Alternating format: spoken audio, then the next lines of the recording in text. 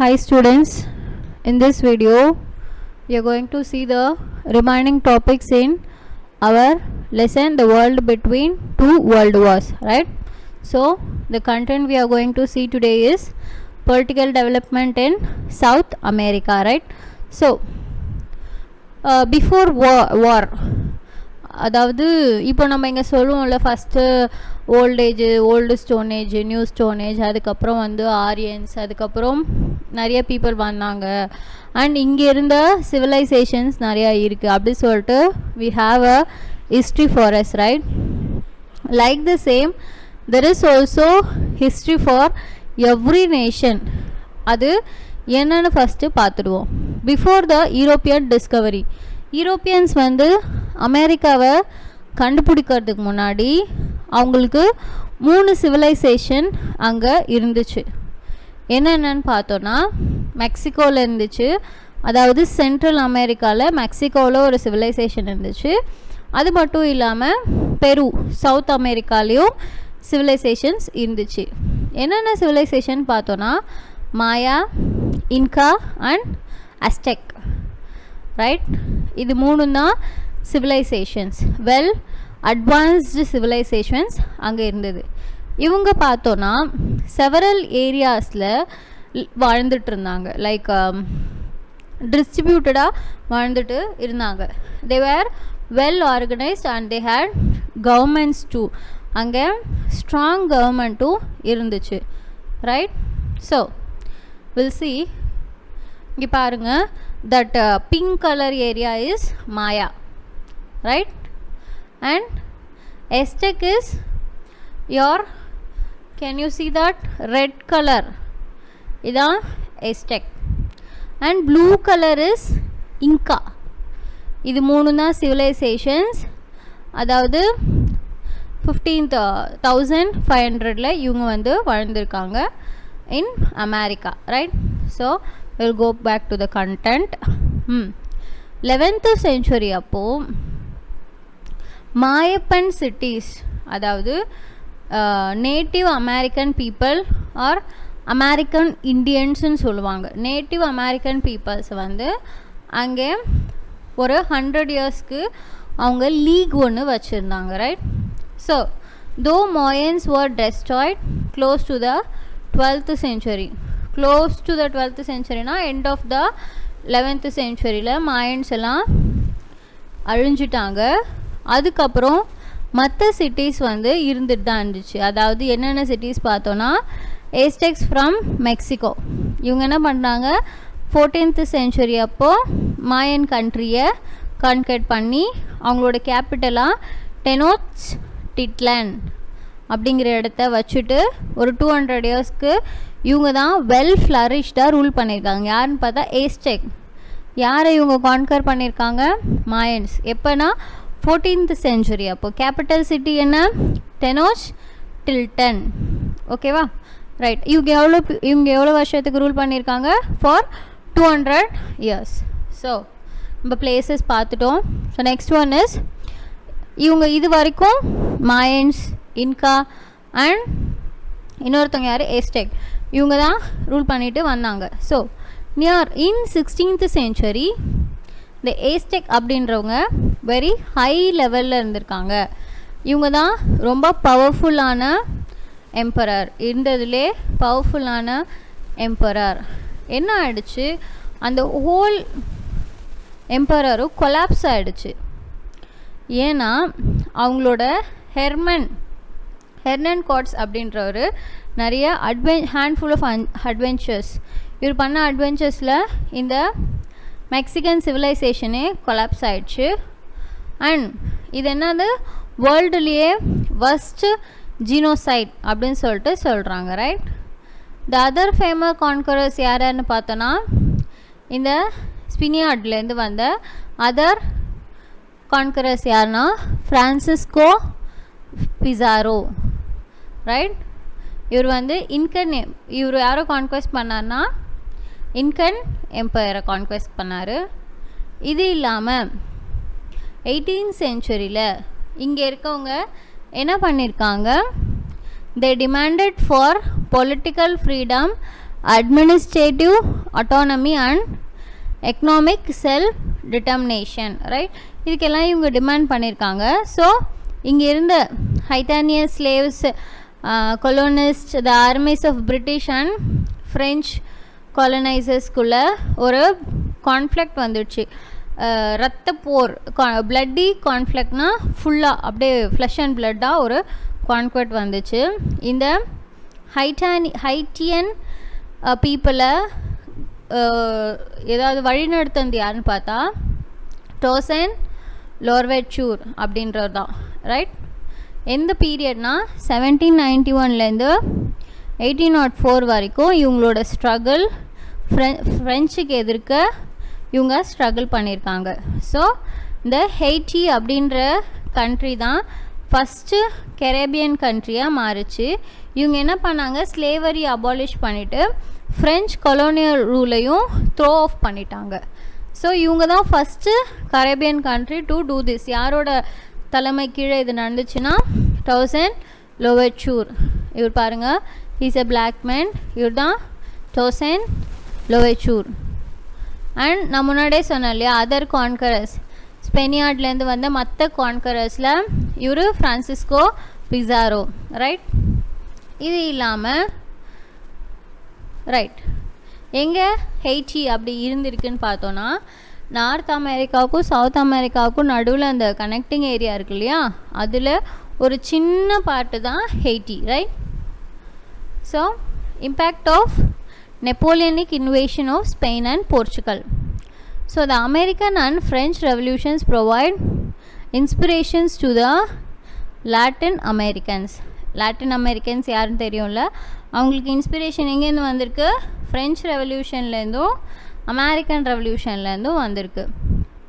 The Napoleon invasion of Spain and Portugal in 1808 process liberation struggle in South America. So இந்த Napoleonic invasion, ஸ்பெயின்லேயும் போர்ச்சுகல்லையும் நடந்த Napoleonic invasion என்ன பண்ணியிருக்கு, இவங்களோட லிப்ரேஷன் ஸ்ட்ரகிளை, south அமெரிக்காவில் நடந்த லிப்ரேஷன் ஸ்ட்ரகிளை இன்னும் ஃபாஸ்டன் பண்ணியிருக்கு, ரைட்? ஸோ இதுக்கப்புறம் இவங்களுக்கு ஆல்ரெடி இண்டிபெண்டன்ஸோட ஸ்பிரிட் வந்துடுச்சு. யாரோட லீடர்ஷிப் கீழேன்னு பார்த்திங்கன்னா சைமன் பொலிவர். இவர் என்னன்னு சொல்லுவாங்கன்னா லிப்ரேட்டர்னு சொல்லுவாங்க. லிப்ரேட் பண்ணுறதுன்னா என்ன சொல்கிறது, ஃப்ரீ பண்ணி விடுறது, ரைட்? அதனால் இவரை லிப்ரேட்டர்னு சொல்லுவாங்க. இது எங்கே நடந்துச்சுன்னா சவுத் அமெரிக்காவில் இந்த ஸ்ட்ரகிள் நடந்துச்சு. இது யாரோட லீடர்ஷிப் கீழே நடந்துச்சு? Simon Bolivar, right? So he is a man. First picture இருக்கார்ல, he is Simon Bolivar. And so இந்த கேஸ் ஆஃப் பிரேசில் பார்த்தோன்னா இங்கே போர்ச்சுகீஸ் தான் இருந்திருக்காங்க. இவங்க அங்கே நெப்போலியன் வந்து லிப்சன்லேருந்து போன உடனே இவங்களும் பிரேசிலை காலனிலேருந்து இண்டிபெண்ட் நேஷனாக இது பண்ணணும் அப்படின்னு சொல்லிட்டு கான்குவெஸ்ட்டுக்கு இது பண்ணியிருக்காங்க. பெட்ரோ ஒன்னுன்றவர் தான் பிரேசிலை இண்டிபெண்ட் நேஷனாக டிக்ளேர் பண்ணியிருக்காரு. அண்ட் போர்ச்சுகீஸ் த்ரோனை கிளைம் பண்ணிவிட்டு இண்டிபெண்ட் நேஷனாக டிக்ளேர் பண்ணியிருக்காரு, right? So next one is he is Pedro one. And the Monroe doctrine. The fight of independence intensified when Napoleon fell in 1815. But Monroe, the president of the USA, came up with this famous Monroe Doctrine, which declared that if Europeans interfered anywhere in America, south or north or south, it would amount to waging a war against the United States. This threat frightened the European powers.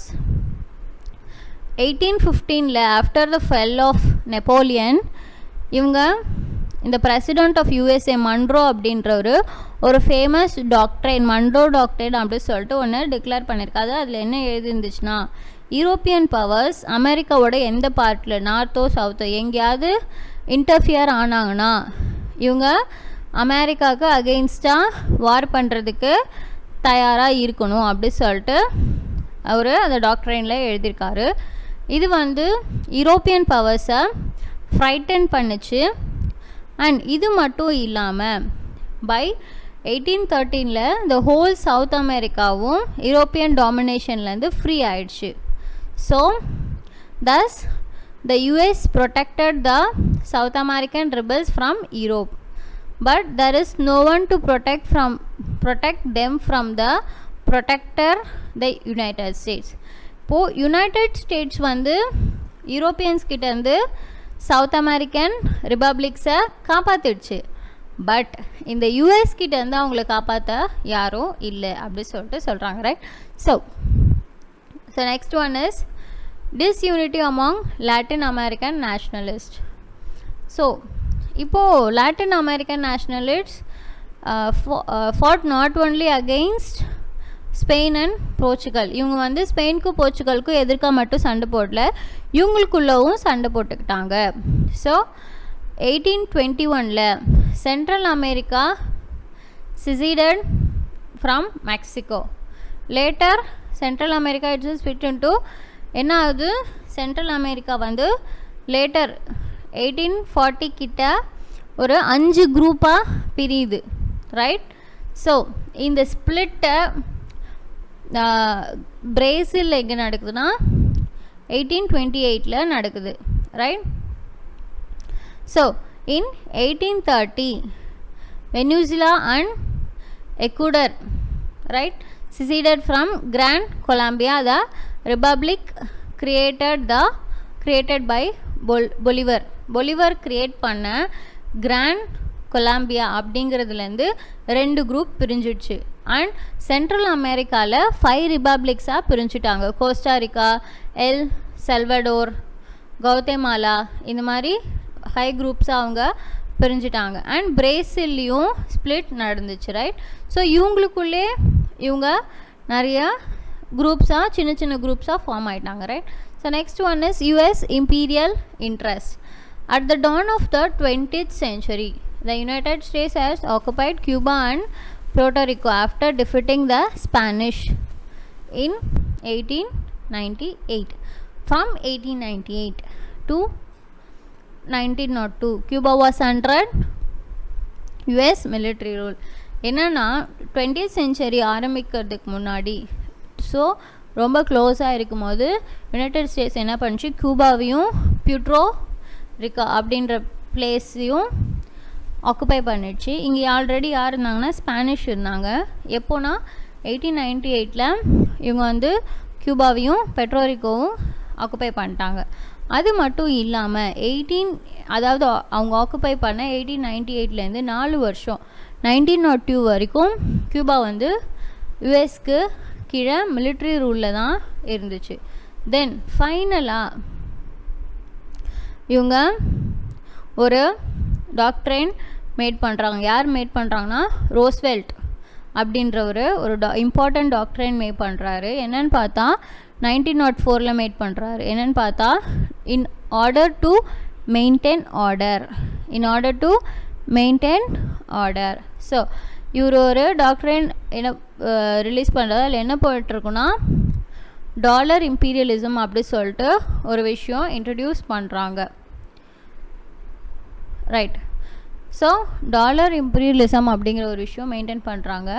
இது வந்து இவங்கள politically மட்டும் இல்லாமல் எக்கனாமிக்கலியும் இவங்கள பாதிக்குது, dominate பண்ணுது அப்படி சொல்லிட்டு சொல்கிறாங்க, right? So next one is Great Depression in South America. The situation created by the Great Depression made it impossible for oligarch regimes to accommodate the raising expedition of several assertive groups.